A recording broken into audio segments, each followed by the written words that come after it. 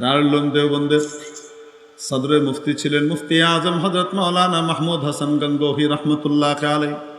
ওনার কাছে এক হিন্দু পণ্ডিত আসতো, এসে অবান্তর প্রশ্ন করতো ইসলামের ব্যাপারে, খামাখা প্রশ্ন করে মুসলমানদের ভিতরে কনফিউশন তৈরি করা, এটা ছিল তার উদ্দেশ্য। ইসলামের ব্যাপারে বিভিন্ন রকমের প্রশ্ন তুলে মুসলমানদের ভিতরে কি তৈরি করা, তার ধর্মের ব্যাপারে সন্দেহ আর সংশয় তৈরি করা, এটা তার উদ্দেশ্য, ইসলাম গ্রহণ করা উদ্দেশ্য না। হুজুর তাকে প্রত্যেক দিন যখনই আসতো তার উত্তরগুলো খুব ঠান্ডা মাথায় দিত।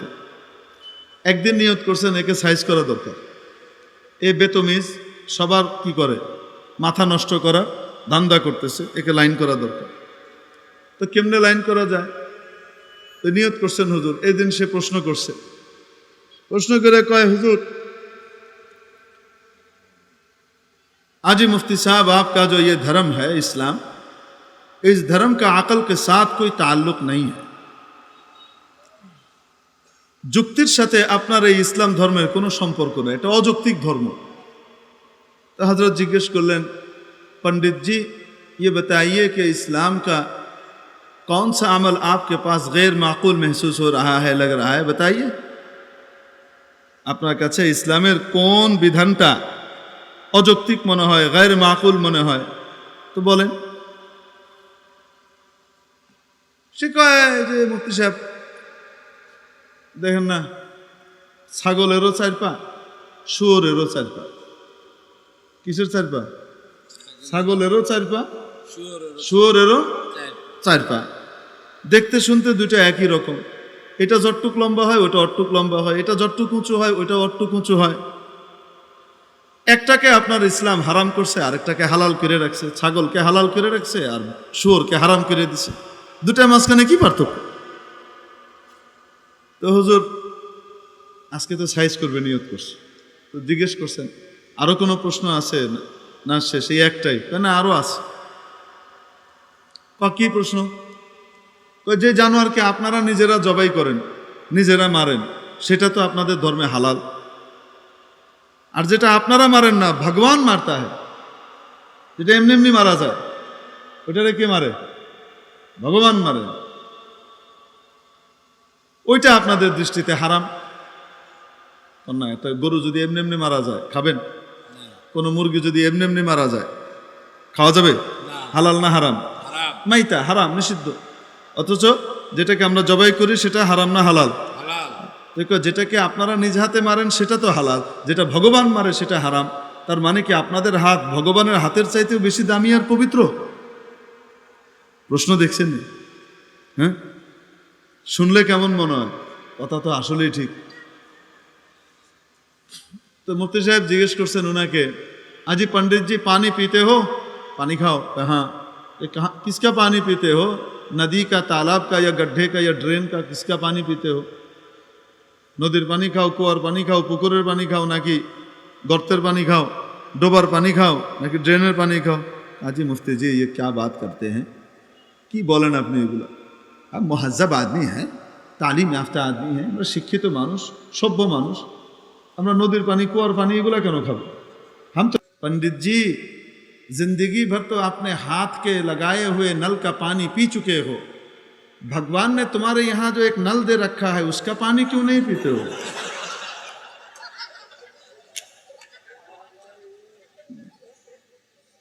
पंडित বুঝছেন নি? তর্জমা করুন লাগবে।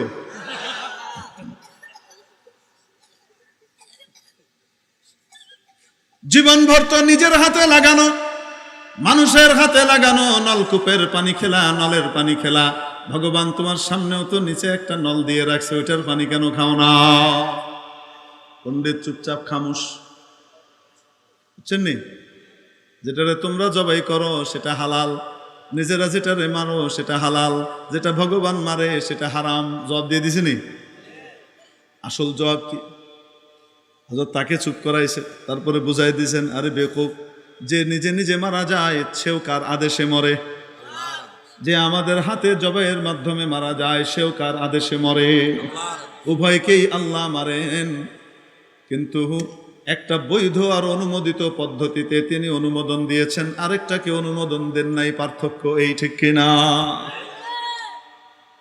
তারপর ওই ছাগল আর শুয়োর মনে আছে না নাই?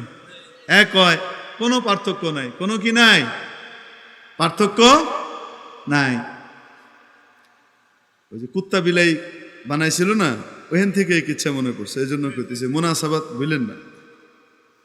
এখন মুফতি সাহেব কইতেছে তুমি বলতেছো শুয়োর আর ছাগলের ভিতরে কোনো পার্থক্য নাই, আমি তো দেখি অনেক পার্থক্য আছে। পণ্ডিত কয় কি পার্থক্য? তো পণ্ডিত সামনে বরাবর বসা, মুফতি সাহেব এখানে বসা, এখানে আমার হাতের দিকে তাকাবেন নাইলে বুঝবেন না। মুফতি সাহেব বলতেছেন আঙ্গুলের দিকে দেখেন, बकरे की कभी कभी दाढ़ी हुआ करती है और सुअर की नहीं।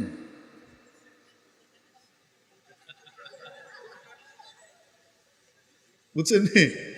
শুয়োর আর ছাগলের ভিতরে পার্থক্য, একটা হালাল আরেকটা হারাম, এটা হলো প্রথম পার্থক্য। একটা হালাল আরেকটা, দুইটা প্রথম পার্থক্য। 2 নম্বর পার্থক্য উনি দেখাইতেছেন, ছাগলের মাঝে মাঝে কি হয়, দাড়ি হয়, শুয়োরের কোনো সময় দাড়ি হয় না। ছাগলের দাড়ি থাকে, শুয়োরের কি থাকে না। বুঝছেন নি? সামনে কে বের হয়েছে?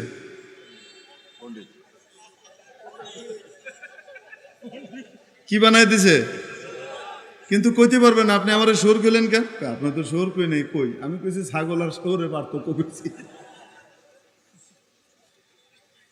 মোল্লাদের সাথে লাগতে এসো না। মৌলবীদের কাছে যে আসমানি এলেম থাকে, সেই এলেমের কারণে তাদের দিমাগের ভিতরে যে প্রসারণ ঘটে, এটা কল্পনাও করতে পারবা না।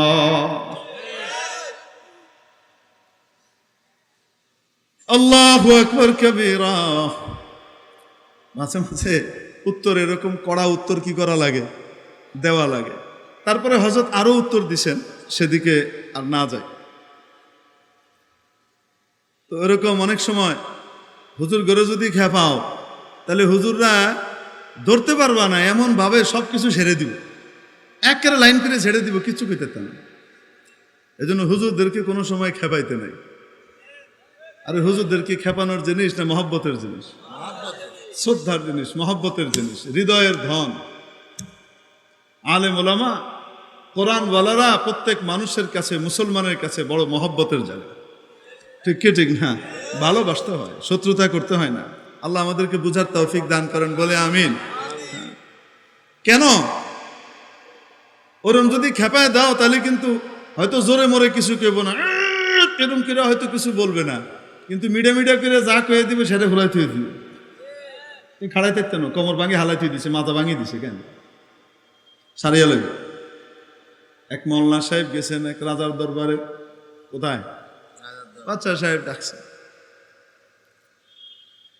তো হুজুরকে বলছে, হুজুর সবাই আমার প্রশংসা করে, আপনি আমার প্রশংসা করেন না, কিছু কন্টন না, একটু আমার জন্য কিছু কবিতা টবিতা লিখেন, আপনি তো বড় কবি। তো হুজুরে ওনার জন্য একটা কবিতা লিখে দিছে ওনার প্রশংসা করে। ভালো গুণ যেগুলো আছে, প্রত্যেক মানুষের কাছে কিছু ভালো কিছু খারাপ থাকে, ঠিক কি ঠিক না? নবী ছাড়া সমস্ত মানুষের দোষ গুণ থাকে কি থাকে না? আচ্ছা, কিছু আছে কিছু থাকে না। তো যে ভালো গুণগুলো আছে উনি ওগুলাই উল্লেখ করছেন, মিথ্যা পান দেন নাই, উল্লেখ করে দিয়েছেন। তো সত্য গুণ শুনলে তো ভাল লাগে না, একটু মিছা পাম দিলে বেশি ভাল লাগে। এখন এই বেটা করছে কি, অন্যান্য কবিদেরকে যারা মিছা কথা খুব কইছে এদেরকে খুব কি করছে, পুরস্কার দিছে। আর হুজুরে কোনো পুরস্কার দেয় না, নাম কাওয়াস্তে। হুজুরে কি কইছে,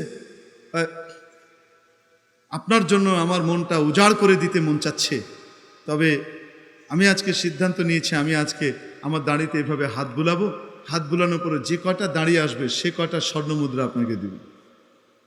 আর এরম করে হাত বুলাইছে, দাঁড়িয়ে আইছে। হুজুরকে, আপনি যদি একবার আমার হাত বুলাইতে দিতেন।